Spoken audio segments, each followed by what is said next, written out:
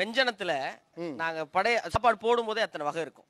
கூட்டு, பொரியல், மசியல், அவியல், திரக்கல், துவட்டல், பெரட்டல், இவ்வளவு வெரைட்டி இருக்கு, இவ்வளவு பேர் இருக்கு. வெஞ்சனனாலே பொரியல் எல்லாமே சேர்ந்து அப்படிதான் நீங்க ஒருமையாயிருங்க. நாங்க நிறைய வகை இருக்குன்னு சொல்ல வரேன். அங்கதான் தனிச்சு நிக்கிறேன். அவர் வந்து சைவத்துல சொல்றாரு, நான் அசைவத்துல சொல்றேன். அசைவம் ஆரம்பிக்கவா? நாட்டுக்கோழி குஞ்ச நசுக்குனீங்கன்னா சூப்பு, கொஞ்சம் விடையா பிடிச்சீங்கன்னா ரசம், கெட்டியா வச்சீங்கன்னா குழம்பு, அதை எடுத்து போட்டீங்கன்னா உப்பு கறி. அதே நீங்க சாவல பிடிச்சீங்கன்னா திரக்கல். உப்பு கறிக்கும் திரக்கலுக்கு வித்தியாசம் இருக்கு. அந்த நிலத்தின் பண்பாடு, அந்த நிலத்தின் வளத்தை தான் அந்த மொழி பேசும். ஸ்நாக்ஸ் எடுக்கவா?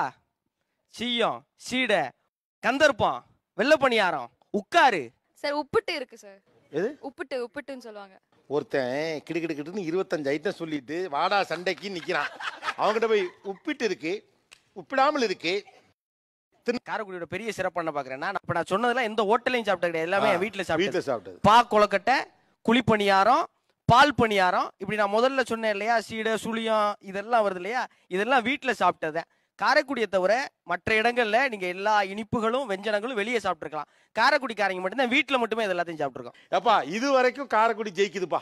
உணவில் அவ்வளவு பெயர்கள் அவர்களிடம் இருக்கிறது.